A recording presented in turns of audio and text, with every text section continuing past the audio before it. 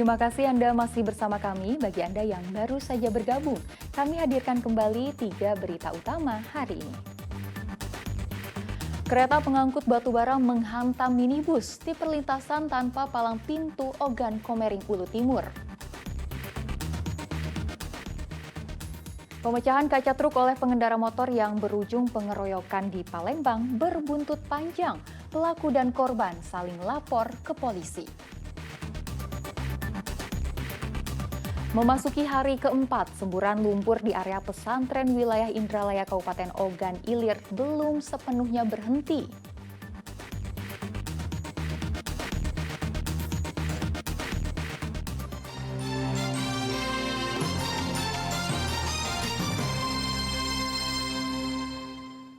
Kita ke informasi selanjutnya. Petani kopi di Kabupaten Ogan Komering Ulu mengganti pupuk dengan menaburkan garam beriodium pada tanaman kopi. Cara ini dinilai efektif guna mengatasi kelangkaan pupuk bersubsidi. Bukan petani Indonesia bila tak biasa menyiasati keadaan. Dalam kondisi sulit mendapatkan pupuk bersubsidi selama 1 tahun terakhir, petani kopi di Kabupaten Ogan Komering Ulu terus berusaha meningkatkan produksi buah kopi milik mereka. Agar tetap dapat memetik buah kopi untuk sekedar bertahan hidup, dengan pengalaman dan pengetahuannya, petani mengganti pupuk dengan garam beriodium. Cara ini dinilai efektif sebagai pengganti pupuk urea karena memiliki kandungan magnesium dan sulfur yang dibutuhkan tanaman.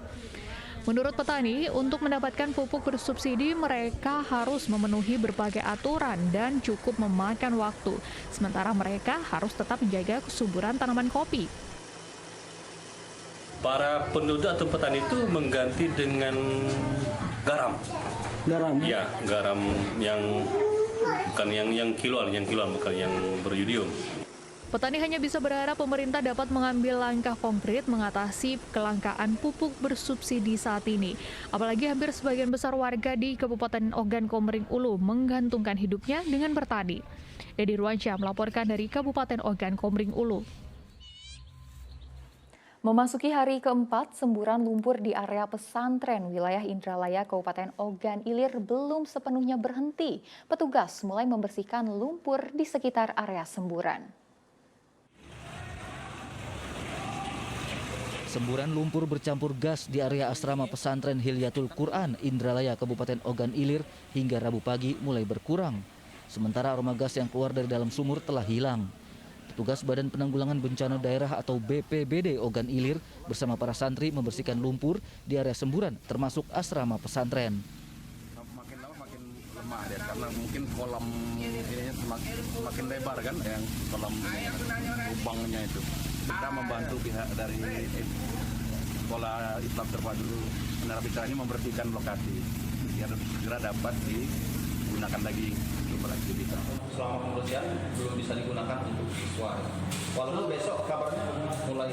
Besok masuk, tapi kan anak-anak asrama sudah dipindahkan ke tempat yang lain di gedung sebelah sana. Ini ada target untuk pembersihan ini rampungnya kapan? Secepatnya. Karena memang dalam waktu dekat ini kan asrama. Kayaknya belum kita pakai ini. Sampai benar-benar aman, bagus dari timbun kan, insya-Allah baru kita pakai ini. Walaupun kondisi mulai membaik, aktivitas pesantren Hilyatul Quran masih diliburkan. Seluruh santri akan kembali belajar di pesantren setelah kondisi benar-benar aman. Dedi Ruansyah melaporkan dari Kabupaten Ogan Ilir.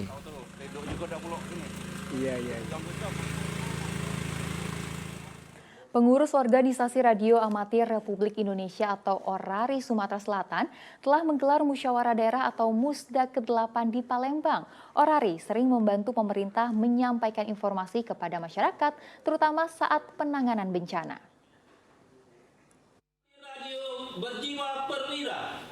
Musyawarah Daerah ke-8 Organisasi Radio Amatir Republik Indonesia atau ORARI Sumatera Selatan berlangsung 1 hari di Aula Gedung Dewan Perwakilan Daerah kawasan Jakabaring, Kota Palembang.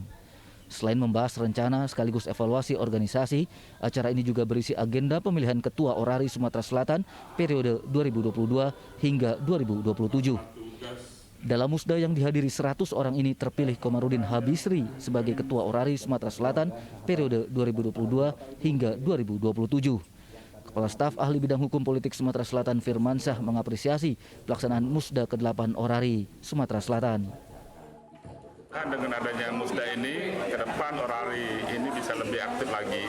Sebagaimana kita ketahui tadi bahwa memang tujuan dari organisasi ini adalah untuk mendukung dan membantu pemerintah lah, kita harapkan. Di mana tadi seperti yang sekjen tadi yang perlu dukungan pada saat ada kebencanaan. Bagaimana kita ketahui memang kita ini kan termasuk daerah rawan bencana. Pertama adalah rawan kebakaran, banjir, dan juga tanah longsor. Yang mana bagaimana kita ketahui bahwa wilayah Sumatera Selatan ini belum seluruhnya dijangkau oleh jaringan telekomunikasi. Dan dengan adanya Orari ini kita harapkan bisa membantu informasi-informasi tidak terputus dari sumber-sumber bencana tersebut, sehingga tanggapan pemerintah lebih cepat untuk mengambil tindakan sehingga tidak pertama merugikan masyarakat. Dengan terpilihnya ketua baru Orari Sumatera Selatan bisa membawa Orari lebih maju berkembang pesat, terutama di Sumatera Selatan. Dapat ketua terpilih yang bisa mengayomi seluruh anggota Orari di Sumatera Selatan, karena Sumatera Selatan ini potensinya besar sekali, anggotanya banyak dan ada beberapa daerah yang blank spot juga ya, jadi sangat dibutuhkan. Dan antusiasme saya lihat dari ketua-ketua lokal, bahkan ke depan ini sudah ada rencana untuk UNAR ya, itu ada di 2 tempat. Nah itu rata-rata 200 dan 100 anggota yang bakal masuk lagi, jadi harapannya Orari Sumatera Selatan berkembang pesat. Orari sering membantu pemerintah menyampaikan informasi kepada masyarakat, terutama saat penanganan bencana. Januari Khrom melaporkan dari Kota Palembang.